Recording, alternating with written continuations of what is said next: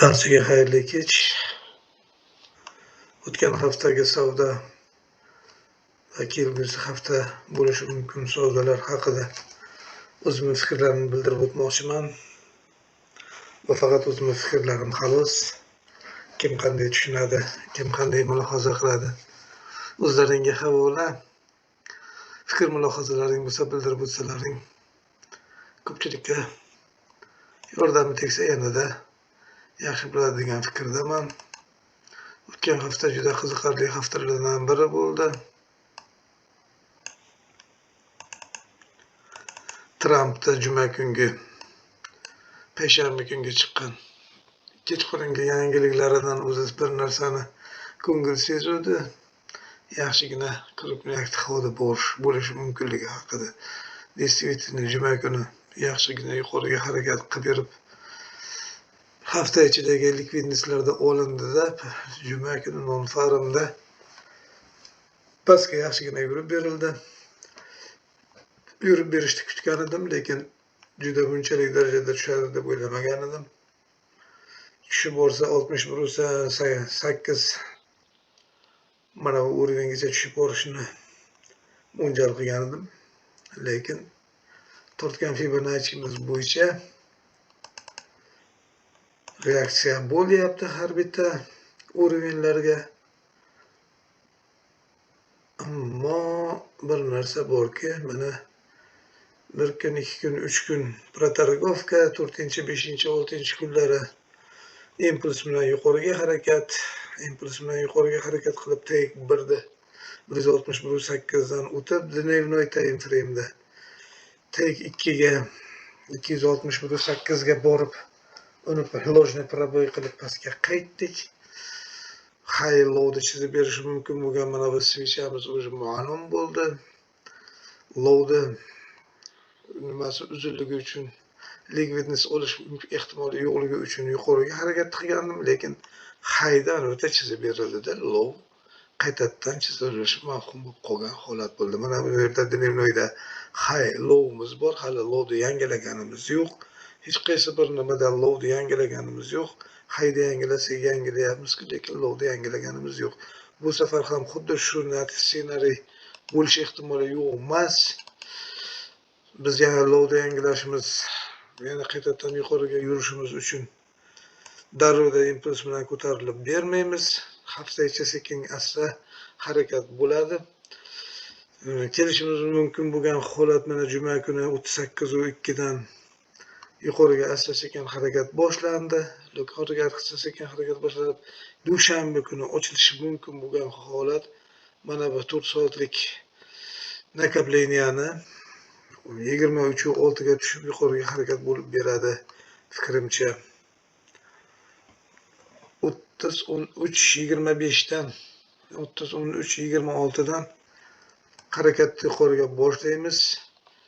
Agar bu harakatimiz pastga bo'lib turib, pastga yurib beradigan bo'lsa, unda dnevnoy time frame bo'yicha tortgan Fibonacci'miz buziladi, lekin ungacha buzilishigacha bormaydi degan fikrdaman. Yana yuqoriga harakat bo'lish ehtimoli yo'q emas.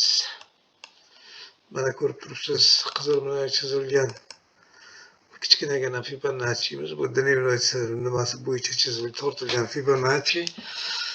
Xo'p. 27 mart dnevnoy switchani close'dan 21 mart dnevnoy switchani low'ga tortishimiz mumkin bu holat bo'lgan. Dnevnoyda chasovikda ham 5 minutkada ham har bitta o'ringa yaxshi harakat, yaxshi reaksiya bo'lib beryapti. Demak, tortgan Fibonacci'miz juda ham o'z o'rnida to'g'ri tortilgan holat.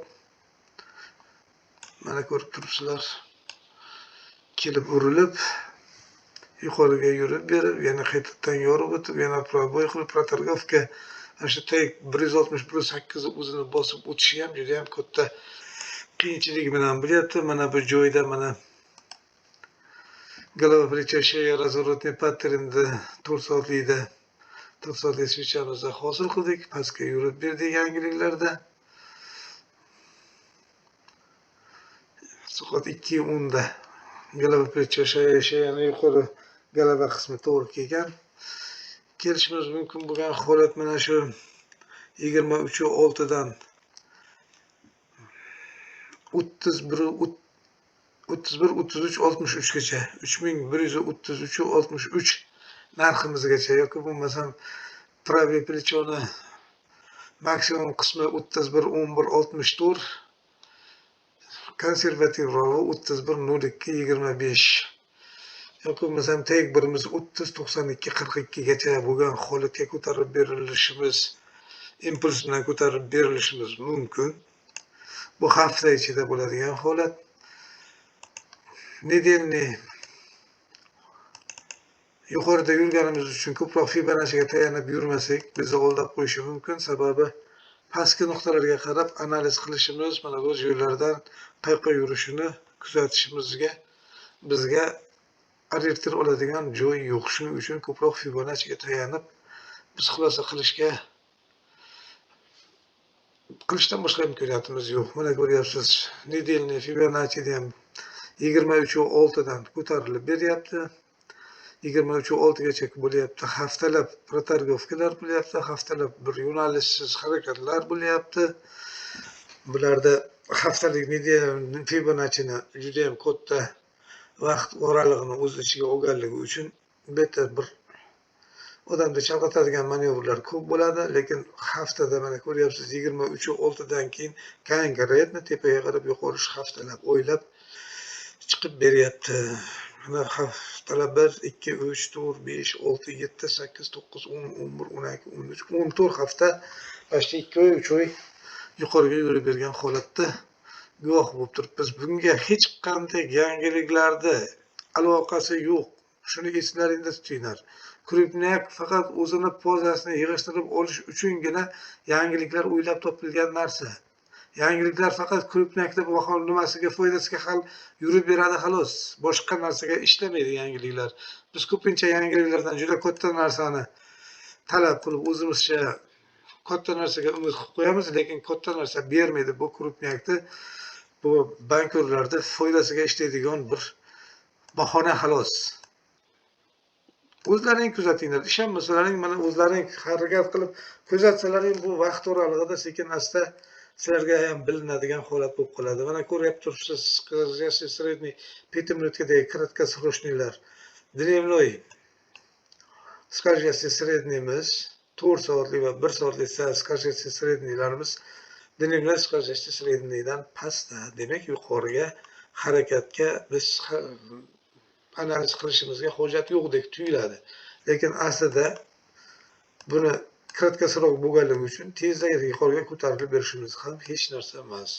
Mana ko'rib beryapsiz, ko'rib turibsiz. Yuqoriga kesib o'tishimiz bilan qilingan harakat почти 3 kun, 4 kunga yetib boryapti. O'rtada mana protargovka va mana ko'ryapsiz, qaytadan yorib o'tish. Buni yana qaytadan tepaga yuqoriga yorib berishimiz mumkin bo'lgan holat mana 1-2 kun mana shu joyda yana qotishi mumkin. Flet holatda 30-92-42 dan yuqoriga biz asta-sekin hafta ichi yurib beramiz. To'g'ri bo'lishi mumkin. Yana pastga yurish. Buni inkor qila olmayman. Sababi bir narsaga e'tibor beradigan bo'lsak, mana bu joyda biz o'zimiz koridor tortgan edik. Bu koridor anchadan beri bor. Necha yillardan beri mana boshlanishi, xudo xolasa 24-yil 4-dekabrdan boshlangan bo'lsa, boshlanishi hay pastki qismi 24-yil 26-iyundan образовать bo'lgan, tashkil bo'lgan. Mana shu koridor ichida biz mana shu oyda boshida oxirida yorib o'tdik impuls bilan yuqoriga. Mana kelib dnevnoyda protestirovat qilyapmiz. Qilishimiz mumkin bo'lgan, bo'lishimiz mumkin bo'lgan holat korreksiya berib mana bu joygacha kelib berishi mumkin, mana bu joygacha kelib berishi mumkin, bu yerdan yuqoriga ko'tarilishi mumkin. Lekin bu degani islom trend bo'ldi degani emas. Islom trend qachon bo'lishi mumkin? Qachonki mana bu yerdan golova plechashiyani qilib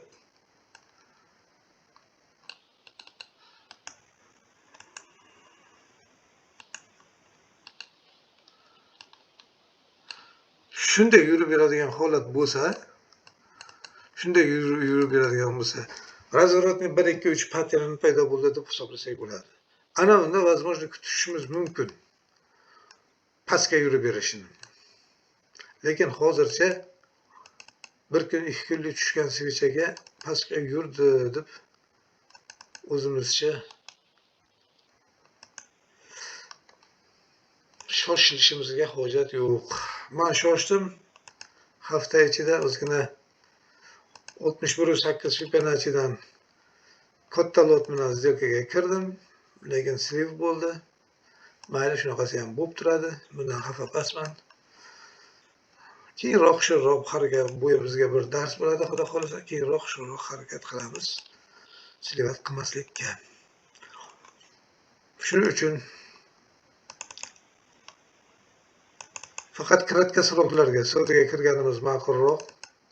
Sredniy srokka hali signal bo'lgani yo'q. Sredniy srokka keyinchalik xudo xolasa keyingi hafta ishlari harakat bo'lishi mumkin. Ko'pincha aprel oylaridan, ikkinchi kvartal boshlanish oylaridan bir tomonga sredniy srok yoki dolga srokda yo'nalishi bo'lib beradi. Barchaga omad, ishlarga rivoj, yaxshi profit egallashlari edi. Tilakdoshiman.